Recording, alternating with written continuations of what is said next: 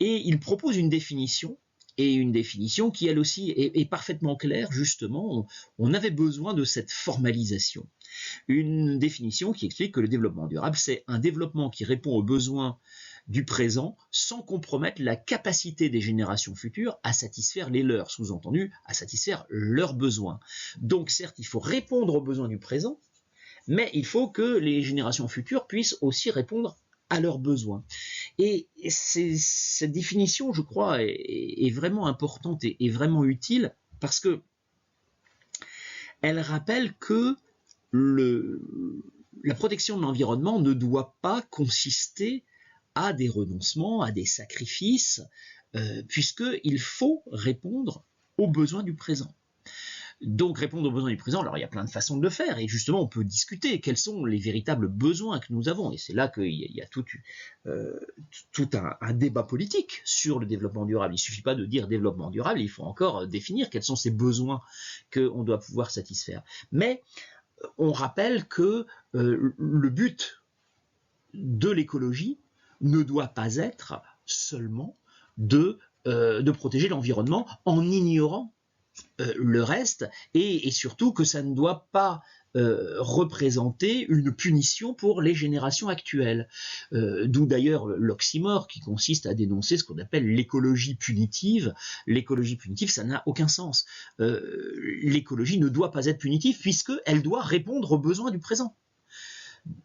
Mais elle doit donc répondre aux besoins du présent, mais elle doit aussi permettre aux générations futures de satisfaire les leurs. C'est un arbitrage entre le présent et le futur. Et ça, c'est une nouveauté, justement, cette prise en compte du long terme. Et ça demande d'être capable de définir les besoins, comme on dit, deux concepts inhérents à cette notion, définir ce qu'on appelle des besoins, mais définir aussi des limitations. Et c'est là qu'il y a débat politique. Quelles sont les limites qui vont permettre de garantir la satisfaction des besoins des générations futures, mais justement, quels seront leurs besoins et quels sont nos besoins aujourd'hui? Il y a là toute une discussion qu'on doit avoir. Donc, en 87, on dépasse clairement l'opposition qui aurait pu exister entre développement économique et protection de l'environnement. En même temps, on rappelle que quand on parle de développement, eh bien, ça ne doit pas être seulement la croissance économique. C'est d'ailleurs à ce moment-là qu'on invente, à la fin des années 80, on invente l'IDH, l'indicateur de développement humain. Vous savez, c'est cet indicateur qui permet de mesurer si un pays est développé et qui prend en compte à la fois l'économique et le social. Alors, pas encore l'environnemental. On n'a pas encore créé un indicateur qui associe, alors ça serait le meilleur indicateur serait peut-être l'empreinte écologique, et puis l'IDH. Mais vous savez que l'IDH prend en compte le PIB par habitant, c'est-à-dire donc la production de richesse, l'espérance de vie, c'est-à-dire la situation sanitaire, la durée des études et le taux d'alphabétisation, c'est-à-dire le niveau d'éducation. Donc on a deux indicateurs de développement social et un indicateur de développement économique. Donc il manque l'environnemental, mais c'est déjà une étape pour admettre que la question du PIB ne suffit pas à juger de la situation d'une société. Or, encore aujourd'hui, on a tendance à tout sacrifier au PIB, à ne se préoccuper que de ce qu'on appelle la croissance. D'ailleurs, quand on dit la croissance, c'est la croissance du PIB. On n'a même pas besoin de dire PIB, et on comprend tout de suite que c'est la croissance du PIB, alors que ça devrait être, si on parlait d'un vrai développement, c'est-à-dire d'un développement durable, ça devrait être la croissance aussi bien des indicateurs économiques que des indicateurs sociaux et des indicateurs environnementaux. Donc le rapport Brundtland est une étape importante dans la formalisation justement de ce qu'est l'écologie politique. Alors ça devient un combat politique justement, ce développement durable, et comme c'est un combat politique, eh bien il y a différents acteurs qui se lancent dans ce combat. Le cas notamment de ce qu'on appelle les ONG, les organisations non gouvernementales. Alors là, je vous en ai mis quelques-unes. Certaines sont vraiment internationales, comme le WWF par exemple, le World Wide Fund, ou alors les Amis de la Terre, Friends of the Earth, dans les pays anglo-saxons. Greenpeace aussi. Greenpeace est l'exemple sans doute le plus célèbre des ONG environnementales qui se battent pour dénoncer les atteintes à l'environnement, et ce depuis les années 70. Greenpeace est né justement dans les années 70 aux Pays-Bas, dans cette Europe du Nord, où sont apparus les soucis, justement, les préoccupations environnementales dans ces années 60-70. Il y a les ONG, et il y a aussi des partis politiques qui apparaissent. Alors j'ai choisi d'illustrer cela avec les Verts allemands, Die Grünen, ça veut dire les Verts en allemand, qui se créent dans les années 70 et qui sont un peu le modèle pour tous les partis verts européens. Il faut dire qu'en Allemagne, il y a un système électoral qui permet aux petits partis d'être représentés, alors qu'en France, avec le système du vote majoritaire, à la plupart des élections, et encore plus dans les pays anglo-saxons, où là on a un scrutin uninominal majoritaire à un tour, c'est très difficile pour les petits partis d'émerger, ce qui fait que en France, les écologistes, même s'ils font de bons scores parfois à certaines élections, ils ont très très peu de représentants dans les institutions. Mais en Allemagne, ils ont réussi assez vite, dès les années 80, à avoir des représentants dans les institutions allemandes. Bien sûr, Allemagne de l'Ouest, la RFA, puisqu'on est à l'époque de la guerre froide encore, il va de soi que en Allemagne dite démocratique, la RDA, la République démocratique allemande, l'Allemagne de l'Est si vous préférez, elle fait partie du bloc soviétique, il n'y a qu'un seul parti autorisé, c'est le parti communiste, et on ne discute pas. D'ailleurs, l'environnement est en piteux état dans cette région-là.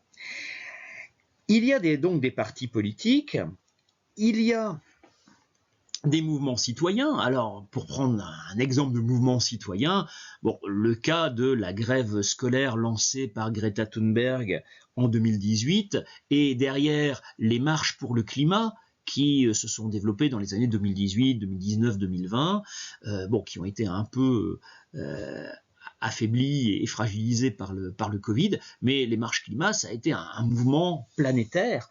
Et justement, ce qui est intéressant, c'est que cette mouvance écologiste, on voit qu'elle dépasse très largement les frontières. Les marches climat, c'est vraiment un phénomène transnational.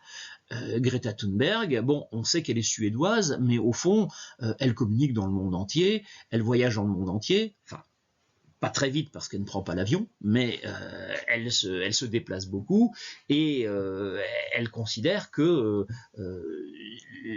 la priorité est d'agir à l'échelle mondiale. De même, le Parti vert est un parti qui a très vite créé un Parti vert européen, et qui a même créé le Parti des Verts mondiaux. Et les Verts mondiaux ont une charte avec des idées, des principes, des projets et un programme. La protection de l'environnement, donc, il faut la mettre en cohérence avec les autres besoins de la société.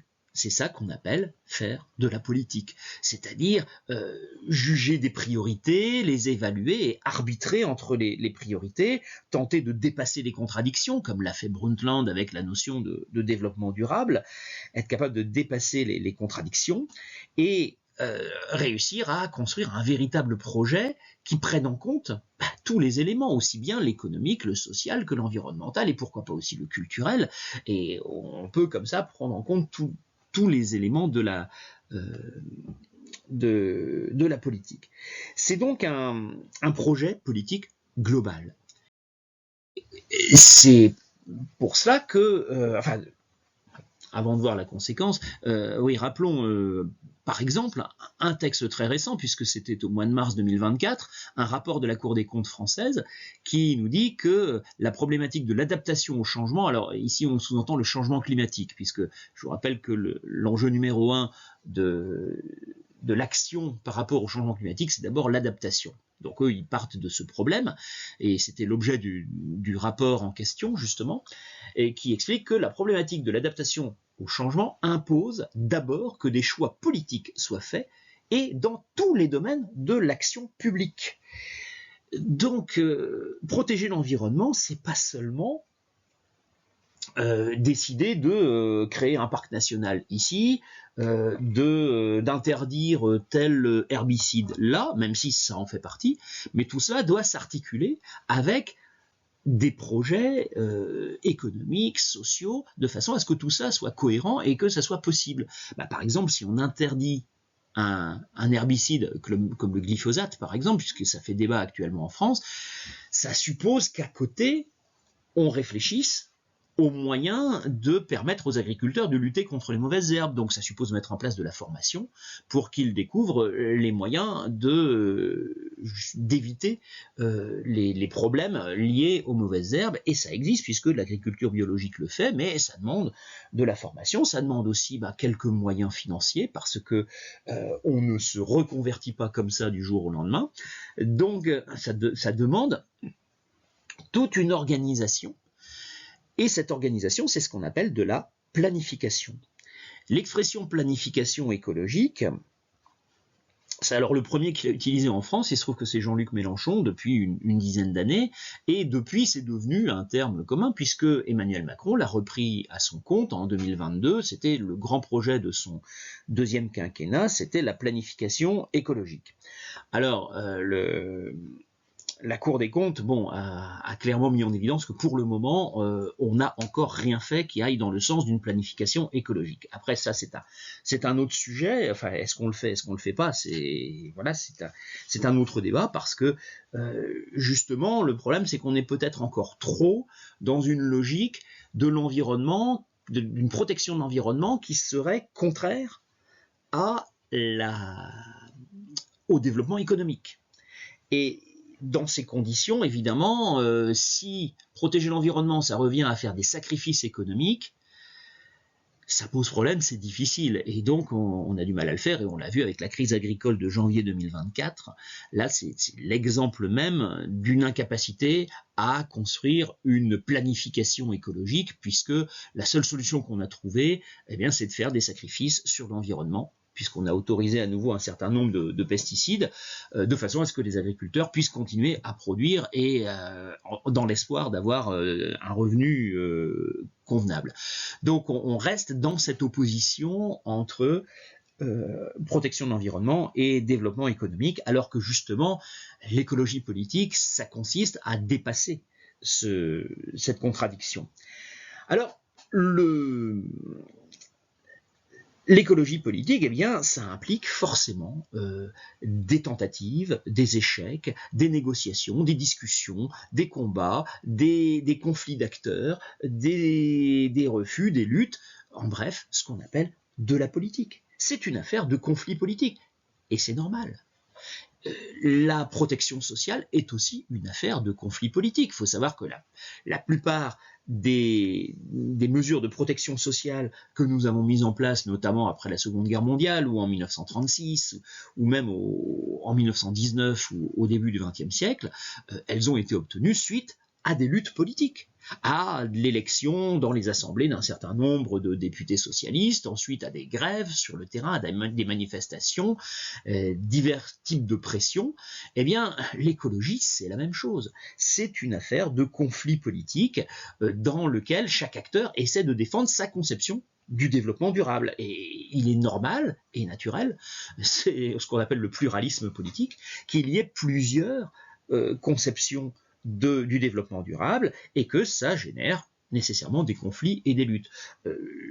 Ça n'a aucun sens de dire « Ah, c'est bien, maintenant, tout le monde est écologiste, ça ne fait plus débat, puisque, et oui, tous les partis politiques disent qu'ils sont pour le développement durable. Donc, on pourrait penser que, ah oui, tout le monde est écologiste. » Dans les faits, la vraie question, c'est « Attendez, quelle est votre version, votre interprétation, votre conception du développement durable ?» Et c'est là qu'on se rend compte que ce n'est pas la même d'un parti politique à l'autre, ou d'un acteur à l'autre. Il n'y a pas que les partis politiques qui sont pris en compte. Et donc, il est assez naturel qu'il y ait là-dessus des conflits et des débats, et c'est même une bonne chose. Alors, dans ces conflits et les débats, il y a bien sûr, dans ces conflits et ces débats, il y a bien sûr des pressions de la part de ce qu'on appelle les lobbies. Les lobbies, ce sont ces groupes organisés, en général des entreprises, mais ça peut être aussi des associations, des syndicats, enfin, tout groupe de pression est un lobby. Et les lobbies, justement, vont essayer de faire pression sur les politiques ou sur les ONG pour faire prévaloir leur interprétation du développement durable. C'est comme ça que dans les années 80, un certain nombre d'entreprises productrices de pétrole ont organisé la diffusion de certaines informations ainsi que la rétention de certaines informations de façon à promouvoir ce qu'on appelle le climato-scepticisme. Le climato-scepticisme, c'est cette idéologie selon laquelle soit il n'y aurait pas de réchauffement climatique, soit selon laquelle le réchauffement climatique ne serait pas dangereux, ou actuellement on est plutôt autour de l'idée, d'accord, il y a un réchauffement climatique, mais il n'est pas dû à l'action humaine, ou du moins, enfin, on va peut-être pas le dire comme ça, on dit plutôt, en fait, on ne sait pas. On ne sait pas, voilà, certains disent que, mais au fond, on n'en est pas sûr. Bon, ça c'est ce qu'on appelle le climato-scepticisme. Eh bien, forcément, dans ces conflits politiques, le climato-scepticisme est un atout pour certains lobbies qui souhaitent le faire prévaloir et qui essaient de trouver les moyens de le défendre. Ça fait partie de la politique. La politique n'est pas toujours quelque chose d'honnête et de transparent.